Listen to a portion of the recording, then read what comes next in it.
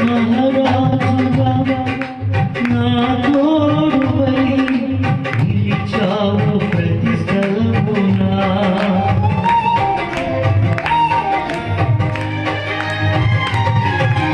నా భారము నీవు మోయగా సులువాయె నా పయనము. నీ దయ చేతనే కలిగిన క్షేమము ఎన్నడూ నన్ను వీడదే.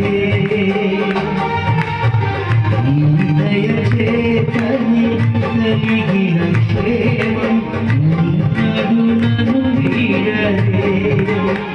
నీ సన్నిధిలో పొందిన మేలు తరగ